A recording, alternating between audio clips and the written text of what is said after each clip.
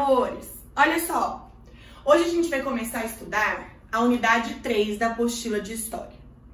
Pode ser que alguns de vocês já tenham visto essa unidade, porque já estava no homeschool do Poliedro, né? Mas a tia veio para explicar para vocês a vida na pré-história. Olha só, aqui na unidade 3, páginas 64 e 65, está mostrando uma importante descoberta na vida das pessoas da pré-história. Que foi a descoberta, gente, do fogo, né? Foi quando eles começaram a fazer fogo. E a gente vê aqui que eles estão tipo numa caverna, não é? Então, na página 66, nós temos assim: as grandes transformações da humanidade.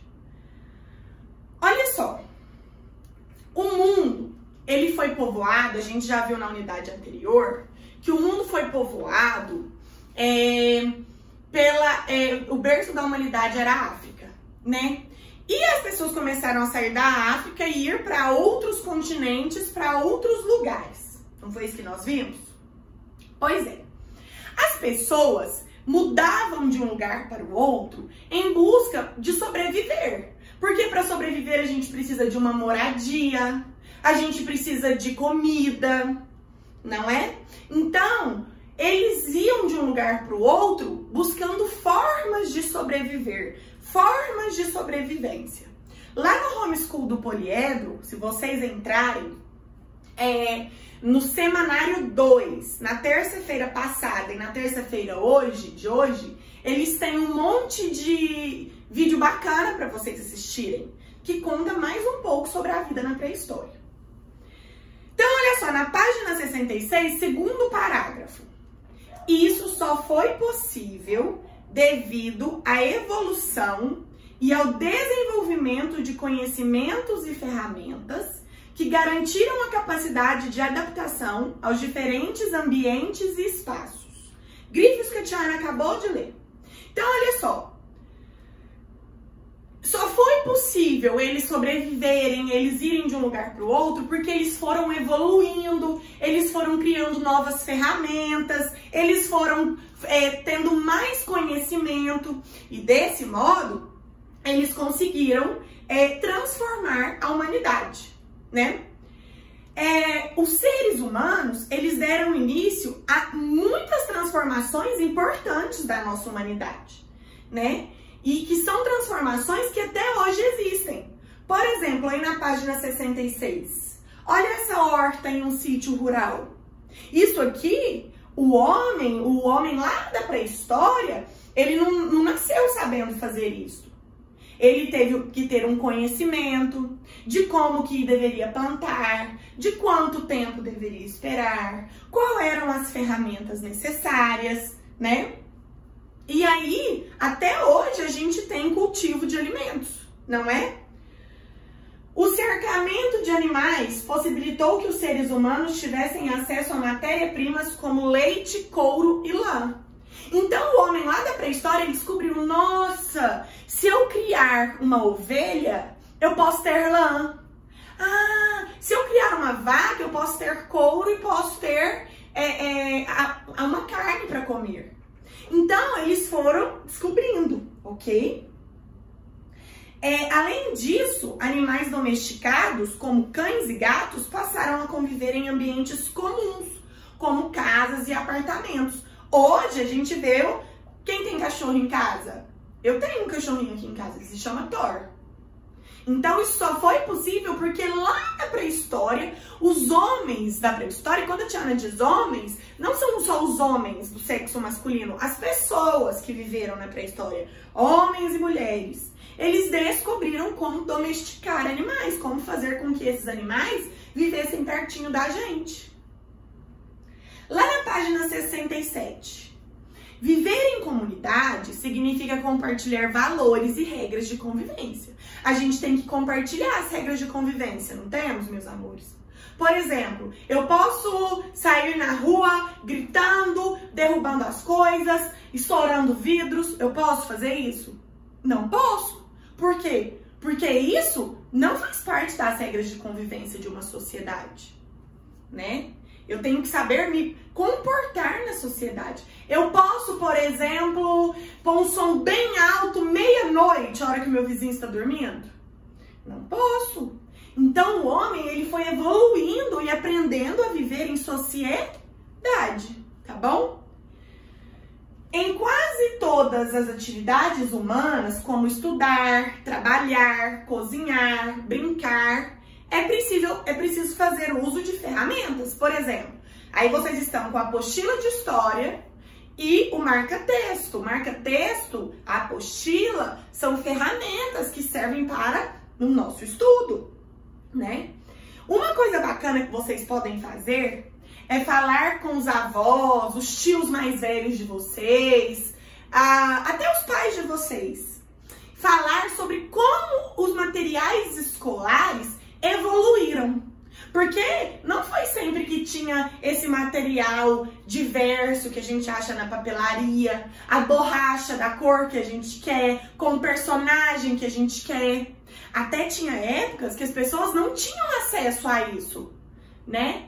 Então, os materiais escolares também evoluíram junto com a humanidade. E a tendência, galera, é evoluir bem mais, ok? Embaixo da figurinha aqui dos materiais escolares está assim: as imagens retratam atividades comuns nas sociedades atuais. Além disso, elas têm relação com atividades produtivas, que é o próprio trabalho. Dessa forma, agora vocês vão começar a grifar aí, dessa forma, podemos afirmar que o nosso modo de vida e a tecnologia que temos atualmente se devem às transformações que povos primitivos deram início há milhares de anos. Então, vocês vão grifar de dessa forma até milhares de anos, ok? Então, o que quis dizer essa parte que a gente grifou? Olha só. Ah, tia Ana, hoje o celular filma, o celular liga, o celular manda mensagem, o celular serve como um computador, ele tem 1001 funções. Só que nem sempre foi assim. Quando a tia Ana era criança mesmo, o meu pai comprou um celular. Gente, o celular era enorme. Assim, eu me lembro que ele carregava o celular aqui assim, pendurado, e era enorme. E tinha uma agenda que só cabia, sabe quantos contatos? Acho que eram 10 ou 12 contatos. Não cabia mais que isso, então só podia ter anotado o telefone de 10 pessoas. E ele nem mandava mensagem ainda, era uma telinha bem pequenininha, nem dava para mandar mensagem. A gente já falou sobre um pouco disso na unidade 1, né? Vocês se lembram? Então, olha só, aqui tá dizendo, com a orientação do professor, escolha um exemplo de grande transformação na humanidade. Então, aqui, meus amores, vocês têm 1, 2, 3, 4, 5 opções. Em uma folha branca, uma folha chamex, vocês vão fazer uma margem nessa folha, com muito capricho, e vão escrever atividade da página 67. Vão fazer o cabeçalho, Colégio Ápice, Rio Verde, 14 de abril de 2020. Não precisa fazer agora, tá? Deixa, se vocês tiverem dúvida, volta o vídeo na hora de fazer. E aí vocês vão escolher um desses. Ah, eu vou falar sobre como o acesso a alimentos cultivados por meio da agricultura evoluiu. Ou como que era ter animais domesticados antes e agora. Ou ter acesso a produtos gerados a partir do cercamento de animais, da criação de animais. Viver em uma comunidade organizada. Utilizar instrumentos fabricados para diferentes atividades.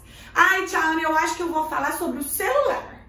Então, você vai lá no Google e vai pesquisar como o celular evoluiu, e aí vocês vão ler e fazer um texto, colando imagens daquilo que vocês escolheram, vão fazer um texto sobre isso, ok? Tá? Essa é a primeira tarefa de história. Depois a tia Ana vai deixar aqui na lousa, tá? Continuando. Página 68. Os primeiros grupos e o nomadismo. Alguém já ouviu essa palavra, nomadismo? Olha só, os primeiros grupos a gente sabe. Onde que é o berço da humanidade? África, não é? que a gente estudou na unidade 2, que foi lá que existiram os primeiros seres humanos. Então, olha só, os primeiros grupos humanos partiram da África e povoaram todos os continentes do mundo. Tal processo histórico foi longo e ocorreu há cerca de 100 mil anos. Então, como a tia Ana já disse para vocês numa videoaula anterior, não foi do dia para a noite que eles conseguiram não povoar o mundo. Isso foi um processo longo, um processo demorado, que durou até 100 mil anos. Isso aconteceu há cerca de 100 mil anos. Essa grande e lenta migração definiu a história da humanidade e aconteceu sobretudo porque os povos primitivos eram nômades. Aí vem uma palavrinha nova, ó, pra gente aprender. Nômades. Vocês sabem o que é nômades? A gente vai continuar lendo aqui e aí depois eu vou pedir para vocês grifarem e vou explicar. Ou seja, não possuíam moradia fixa e mudavam de um lugar com frequência. Grifem isso daí. Nômades não possuíam moradia fixa e mudavam de lugar com frequência. É a sexta, a sétima e a oitava linha da página 68. Então, nômades eram pessoas que mudavam de lugar,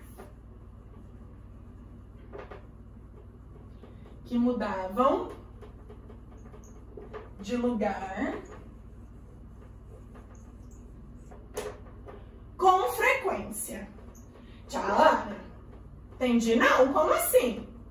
Vou explicar para vocês, galera.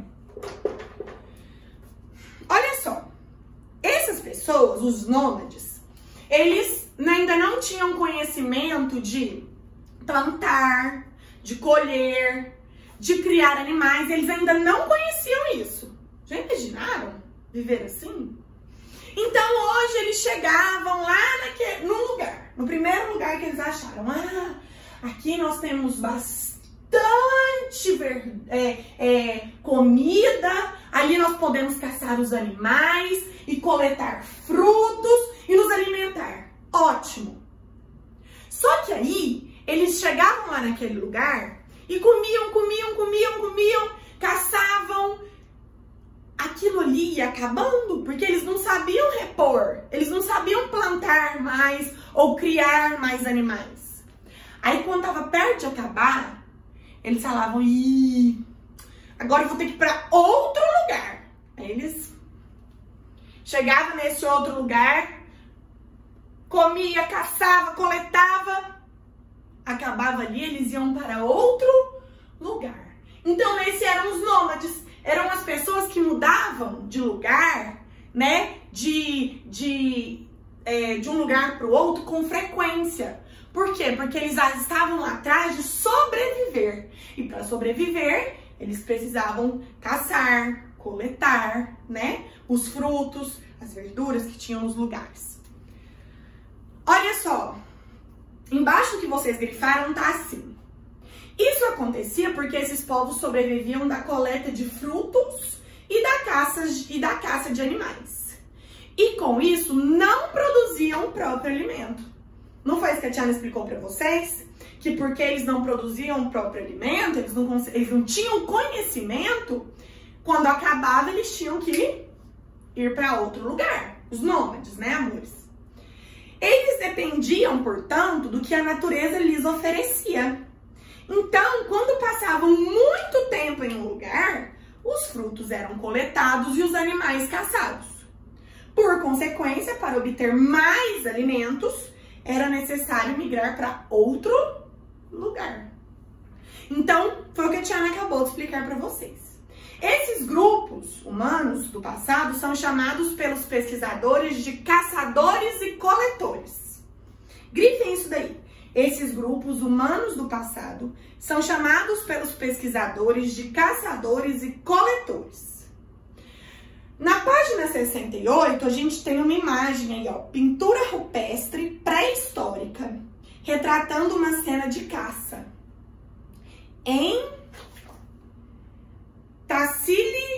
Náger, na Argélia.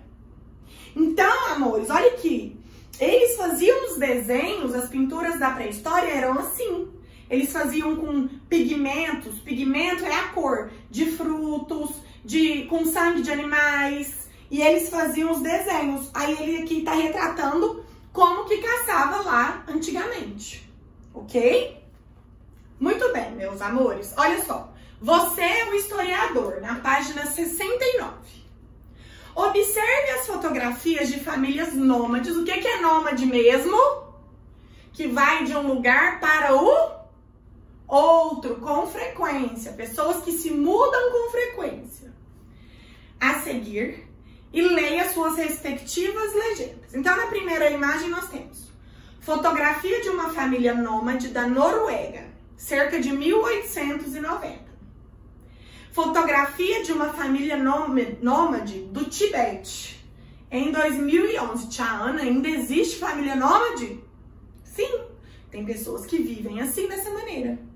Então, o que essas duas famílias têm em comum? Ambas, vocês sabem o que é ambas? Ambas significa as duas, ambas são nômades e vivem em cabanas. Ok? O que as duas famílias têm de diferente? Bom, vamos imaginar aí. O que tem mais de diferente? Porque quase não tem diferença. Apenas a época. Então, as famílias viveram em épocas diferentes.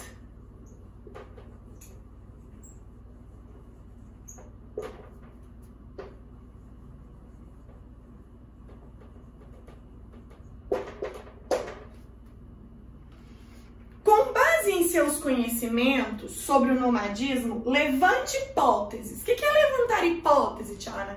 A gente pensar, por que será que aconteceu isso? Por que será que era assim? Sobre a razão pela qual essas famílias moram em barracas ou tendas. Tiana, minha resposta precisa estar igual à sua? Não, não precisa, né? Até porque a gente não fez junto. Mas tem que ter o mesmo sentido. Então, por que será que eles moravam em barracas ou tendas? Se eles construíssem uma casa de tijolos, quando eles fossem mudar de lugar, ia ter jeito de levar essa casa? Não ia. Então, eles faziam barracas e tendas porque era mais fácil de montar e desmontar para levar para os outros lugares. Então, para facilitar a mudança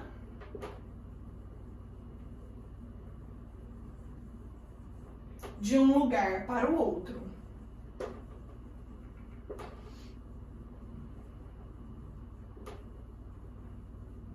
Ok, galera?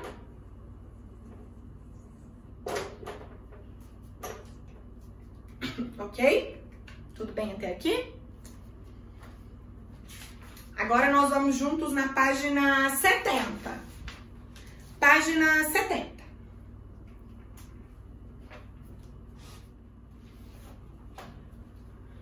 A pré-história brasileira. Olha só.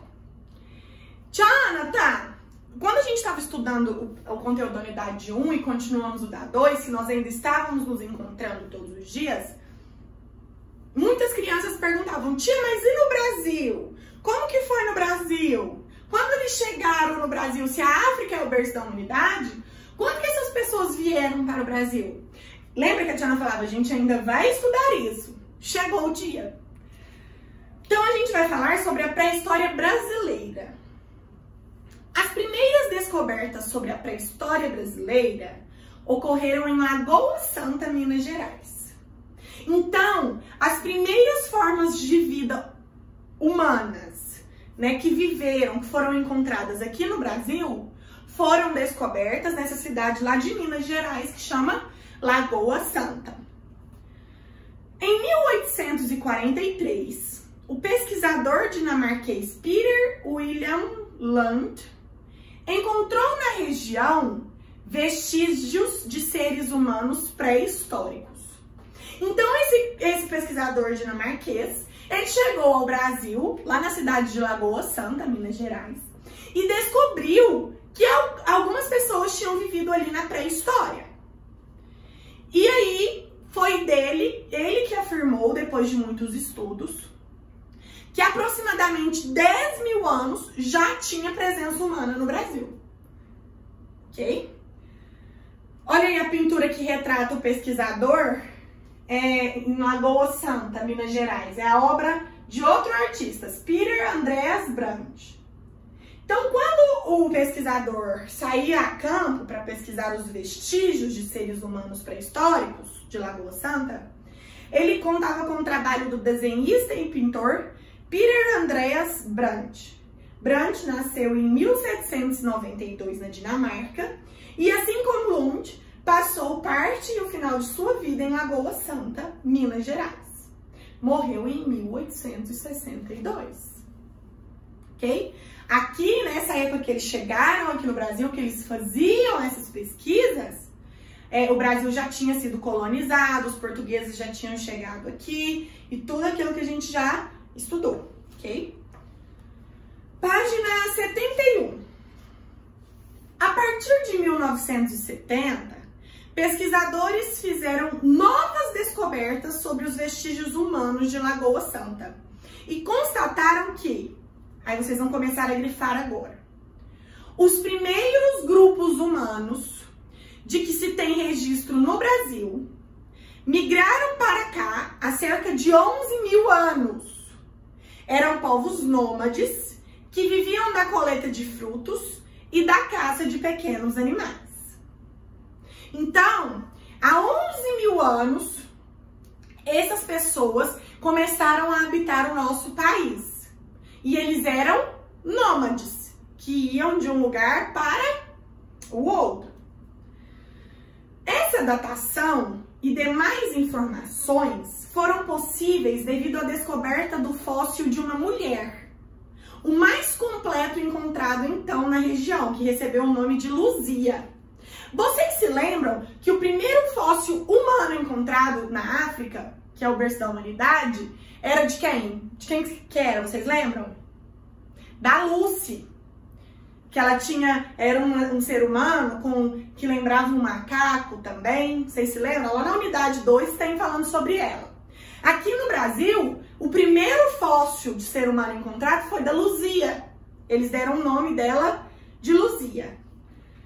Os vestígios encontrados também possibilitaram saber que Luzia e seu grupo controlavam o fogo, construíam ferramentas de pedra lascada, como pontas de lanças e lâminas, e possuíam o costume de enterrar seus mortos.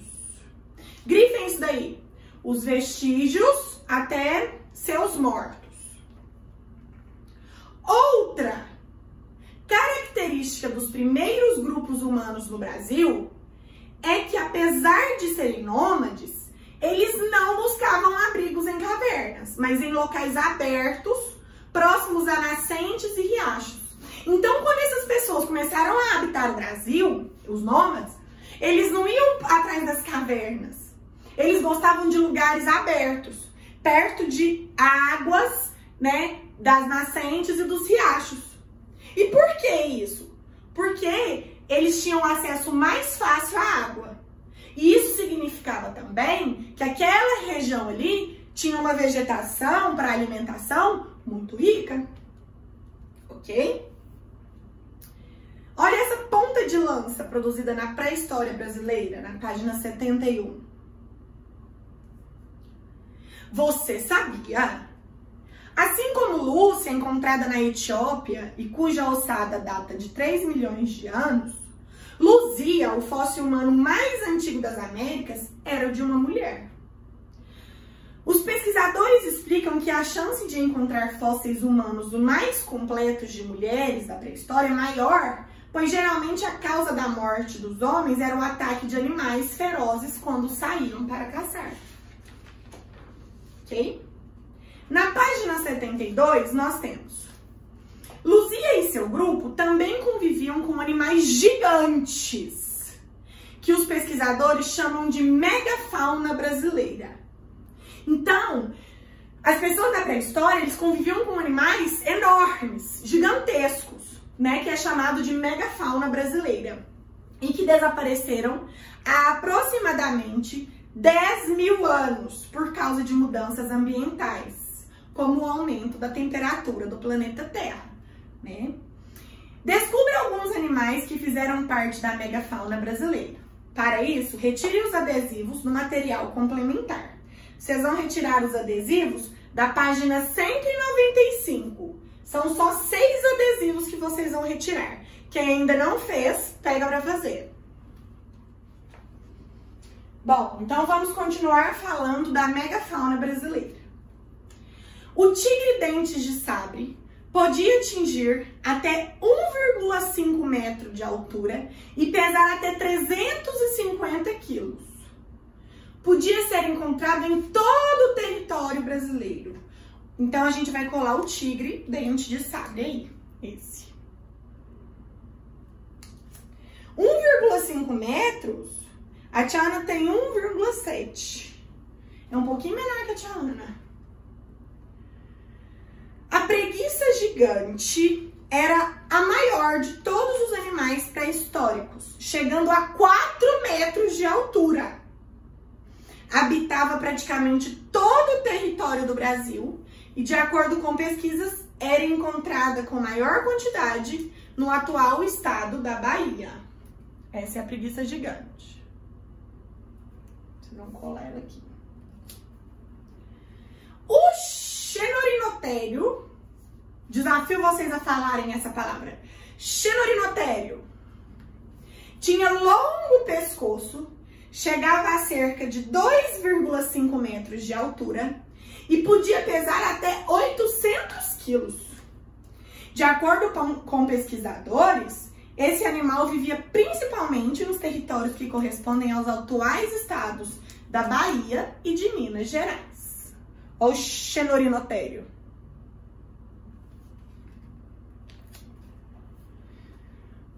O gliptodonte era um parente próximo do tatu, que podia chegar a até 2 metros de comprimento, 2 metros de comprimento e 1,2 metros de altura. Segundo pesquisas, esse animal podia pesar até 800 quilos. Habitava a região que hoje compreende desde o estado de Sergipe, no Brasil, até o sul da Argentina. Cola o gliptodonte. O mastodonte era parente dos mamutes. Possuía 2 grandes presas e sua altura podia chegar até 2,5 metros. Segundo pesquisadores, atingiam toneladas de peso. Esse animal habitava a região central do Brasil. Então, o mastodonte habitava a região que a gente vive, a região central do Brasil. O toxodonte era um animal semelhante ao hipopótamo, que vivia na terra e na água. Chegava a ter 1,4 metros e pesar até 2 toneladas. Suas patas da frente eram menores que as traseiras e os seus dentes tinham formato de pás. Acredita-se que para remexer o fundo de lagoas e rios em busca de comida. Olha o toxodonte. Página 73 nós estamos, tá, galerinha? Os mamíferos gigantes da megafauna brasileira desapareceram há milhares de anos, possivelmente por conta de mudanças ambientais ocorridas na pré-história. E hoje, qual seria a principal causa da extinção de animais no Brasil? Seriam apenas as mudanças ambientais? Então, com uma breve pesquisa que vocês podem fazer, a gente chega à conclusão que não são só as mudanças ambientais, pois há tráfico de animais,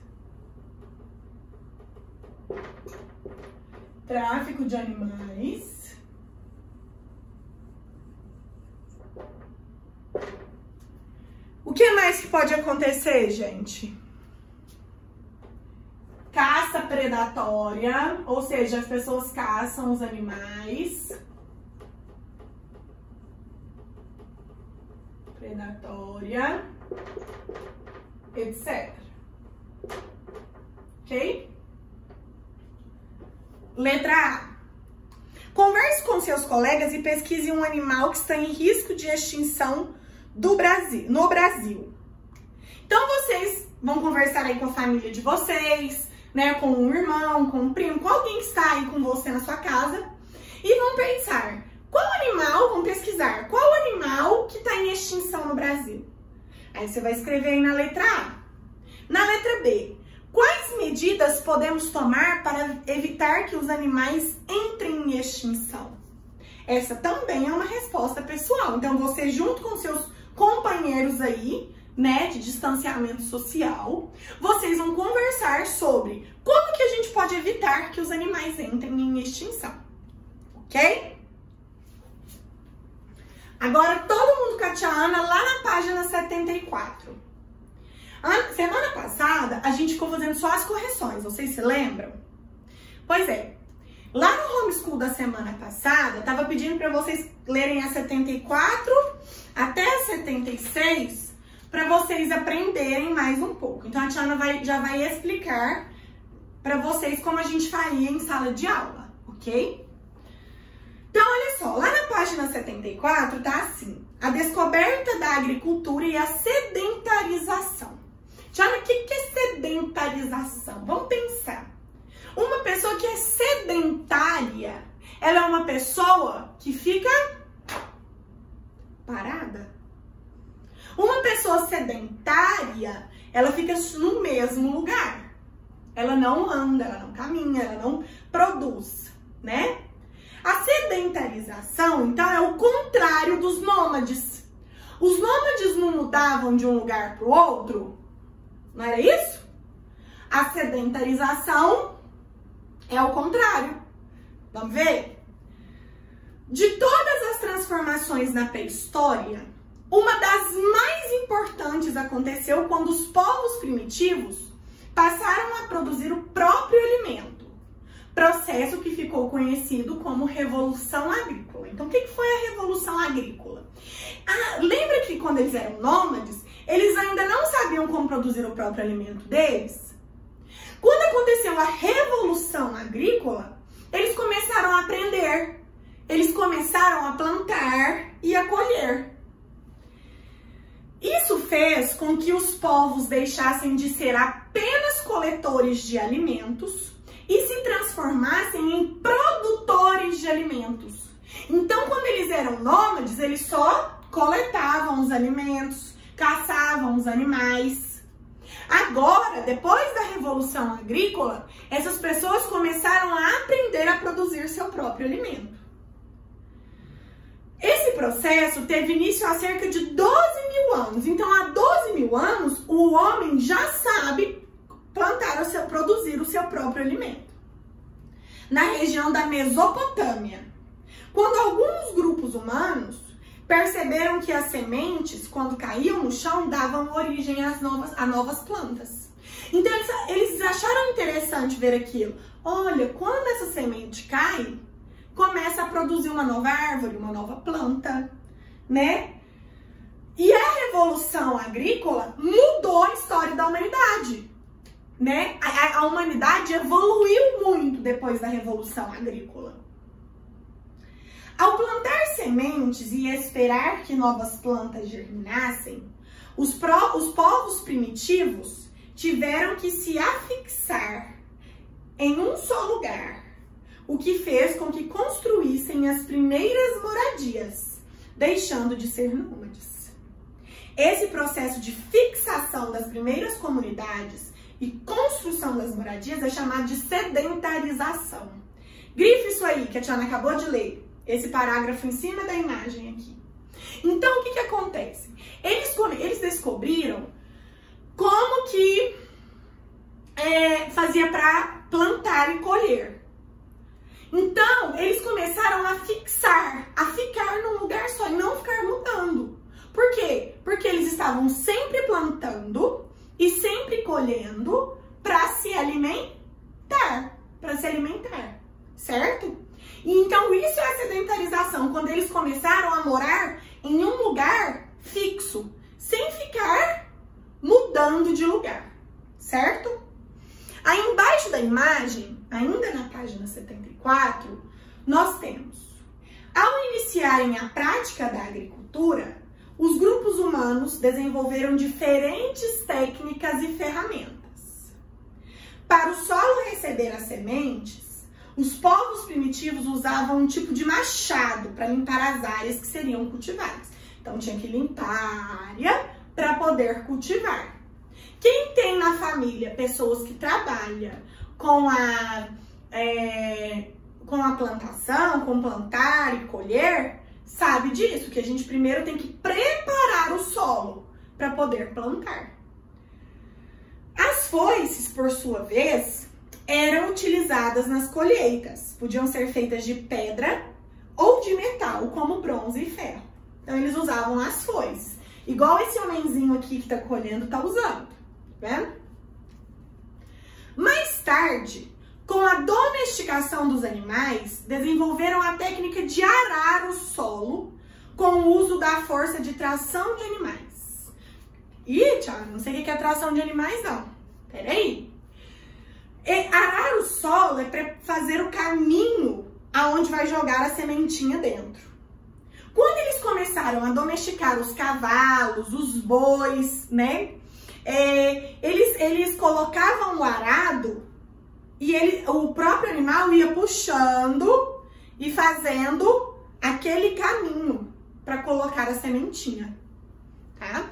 Então, tração animal é quando o animal é usado como veículo. Por exemplo, quando coloca uma carroça no cavalo, que, né, é uma forma de tração animal. Então, aqui nós temos, na página 75, um machado, né, mostrando que era o que eles usavam para preparar. As foices, os arados, né? Lá no Homeschool tem uns vídeos muito bacanas, Tiana já falou, vou repetir, para vocês assistirem, tá? Juntos em família, vocês vão fazer mais ação. Vocês vão conversar aí por que a agricultura ainda é importante para as pessoas. Vocês vão conversar entre vocês, não precisa escrever em lugar nenhum, apenas conversem, tá? Para ver por que a agricultura é importante. Pensem em família, ok? Na página 76, que ainda é o Homeschool da semana passada, tá a domesticação de animais. Então, lembra que a Tiana falou que não foi sempre que o cachorro viveu do lado do homem como amigo? Eles demoraram para poder fazer a domesticação dos animais. Então, quando eles começaram a praticar a agricultura, né, começaram a plantar e colher, eles começaram também a criar os animais, a domesticá-los. De acordo com pesquisadores, a domesticação dos animais pode ter começado quando filhotes de animais caçados passaram a conviver com grupos humanos. Comece a grifar aí. Um dos primeiros animais domesticados foi o cão, que era usado como auxílio na caça de outros animais e como protetor de grupos humanos. Então, o primeiro animal a ser domesticado foi o cachorro, que até hoje é um dos animais mais comuns da gente ter em casa, não é? Outros animais domesticados, como porcos, aves, ovelhas, vacas e bois, eram criados para o consumo de carne, leite e uso da lã para a produção de vestimentas. Então, os outros animais, eles criavam para poder ter alimento, para poder ter matéria-prima para fazer roupas. Esse tipo de domesticação de animais é chamado de pastoreio. Então, pastoreio é quando a gente cria o animal para poder usar esse animal depois, seja para comer, seja para tirar a lã, né, o couro, o leite. Já os cavalos eram usados como meio de transporte. Por isso, os pesquisadores classificam esses grupos humanos primitivos de agricultores e pastores. Então, antes, lá na página 68, a gente vê que os grupos humanos, que quando eles eram nômades, eles eram chamados de caçadores e coletores. E quando eles ficaram sedentários, num lugar só, plantando e pastoreando, o que é pastorear? Criar os animais para usá-los depois. Os grupos humanos foram chamados de agricultores e pastores. Aí embaixo nós temos uma arte rupestre, presente em uma gruta, né? Uma caverna, na África do Sul. Descreva a imagem identificando o tipo de atividade, os grupos primitivos representados estão fazendo. Então aqui, ó, tá até circulando na apostila da tia Ana. Aqui nós temos, ó, os animais parecendo um cavalo, um boi, né? Não é isso? As pessoas aqui acompanhando, fazendo o quê? O que fazia com os animais, tipo bois, vacas, ovelhas? O pastoreio. Então, na página 76, a gente vai escrever: na imagem, vemos figuras,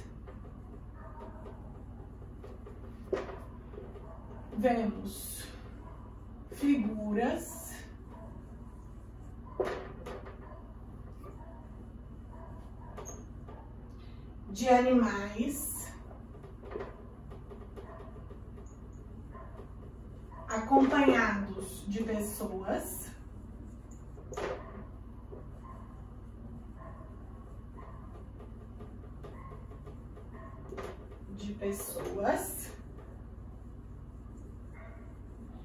que fazem o pastoreio.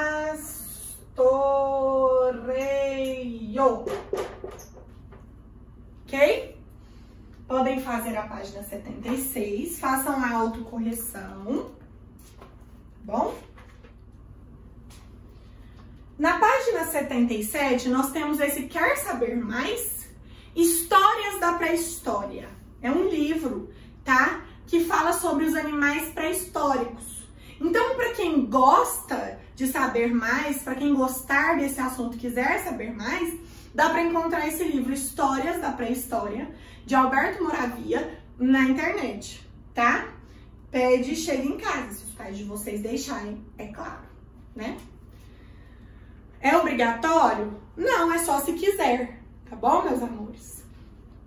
As primeiras produções de cerâmica. Com a descoberta do fogo, os primeiros grupos humanos passaram a ter as primeiras experiências com a modelagem e queima do barro para a produção da cerâmica. Então, eles descobriram o fogo e aí eles começaram a derreter os metais, né? Bronze, ouro, ferro, prata. Eles começaram a derreter, né, no fogo esses metais para poder fazer objetos. Mais tarde, também com o uso do fogo, desenvolveu-se a fundição de metais. Primeiramente o cobre, depois o bronze e por último o ferro. Os pesquisadores chamam esse período da história de Idade dos Metais. Então, a Idade dos Metais foi quando essas pessoas começaram a fabricar os seus próprios objetos, originando dos metais. Os metais eram derretidos e em seguida moldados para serem utilizados como recipientes de uso cotidiano, ferramentas e instrumentos agrícolas, armas e armaduras, além de serem utilizados na produção de ornamentos como colares, pulseiras, braceletes, entre outros. Ok? Então, eles faziam diversos objetos com esses metais. Grifem aqui embaixo da imagem, falando que a cerâmica passou a ser produzida para atender às mais diversas necessidades cotidianas, como cozinhar, armazenar e transportar água e alimentos. Vocês vão grifar aqui, ó, de mais tarde até a idade dos metais. Grifem aí, de mais tarde até a idade dos metais, ok?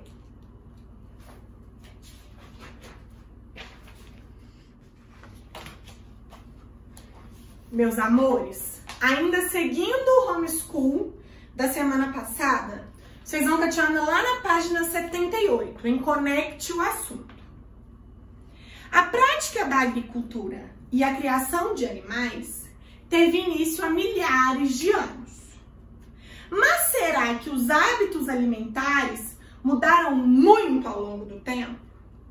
Com a orientação do professor, destaque o mapa sobre a expansão da agricultura e a domesticação de animais na pré-história disponível no material complementar. Então, vocês vão tirar lá na página 177 um mapa que tem o título A Expansão da Agricultura e Domesticação de Animais na Pré-História. Ok? Aí a Diana quer que vocês observem esse mapa aí, tá?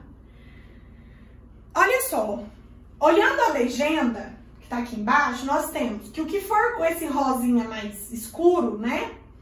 São as primeiras áreas agrícolas com datas de domesticação de animais.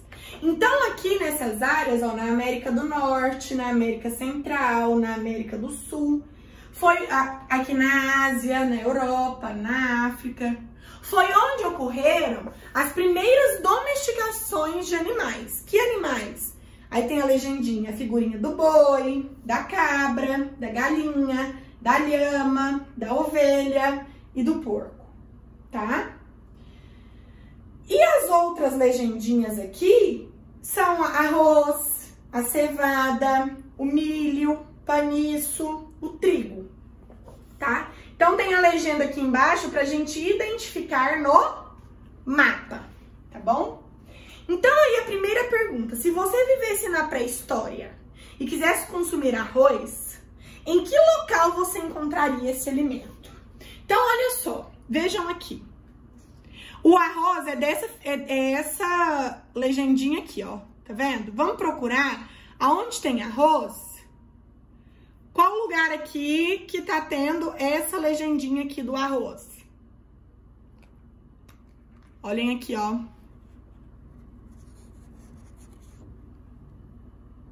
Olhem aí no mapa de vocês. Onde fica esse lugar? Na Ásia, tem outra aqui, tem outra aqui, não é? Ó, acho que é bem pertinho.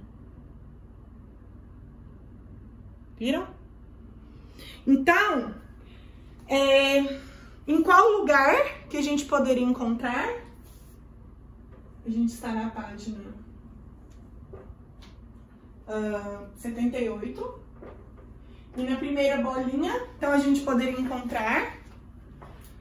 Poderíamos encontrar arroz na Ásia. Ásia com letra maiúscula, porque é o nome do continente, tá bom?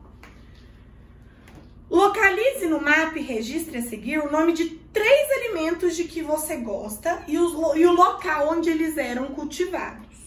Então, a próxima bolinha, a segunda bolinha, é uma resposta pessoal.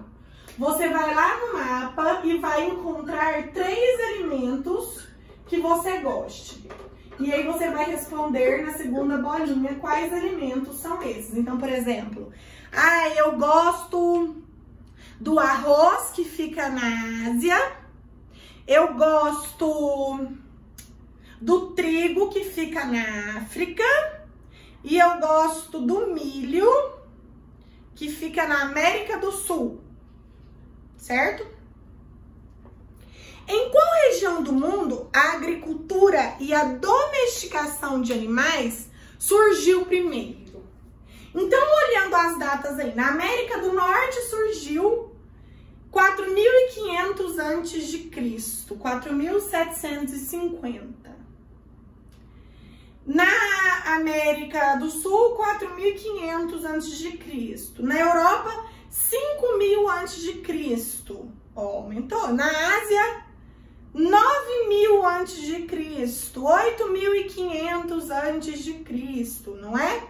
Então, onde que foi? Qual que tá mais antigo aí?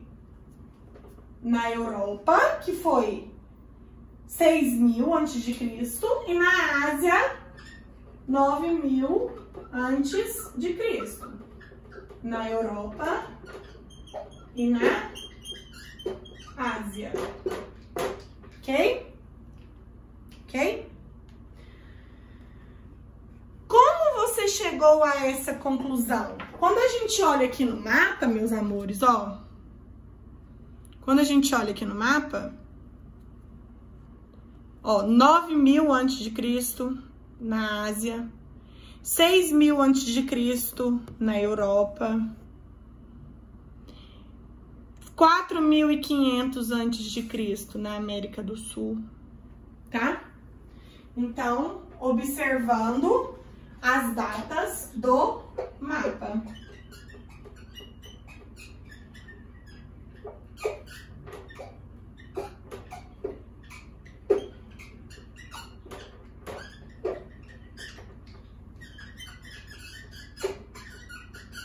Ok? Façam aí.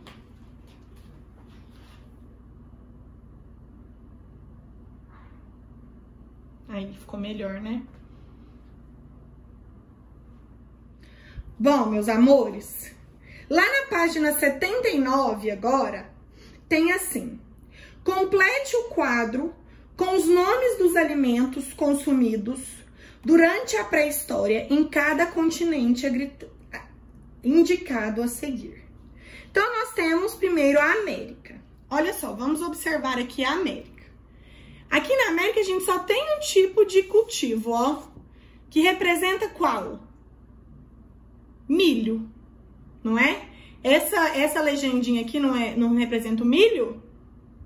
Então, na América, na pré-história, eles consumiam milho.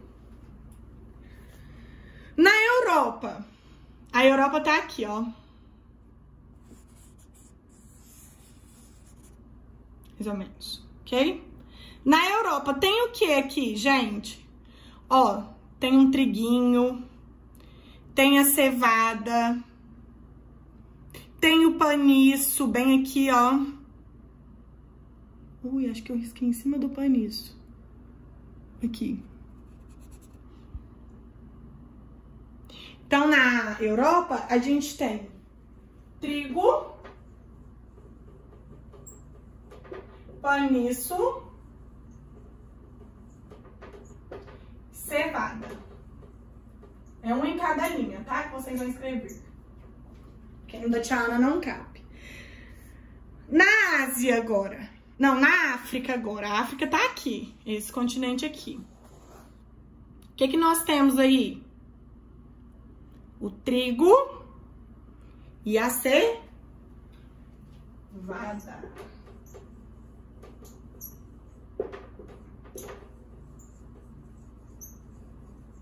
Trigo e a cevada.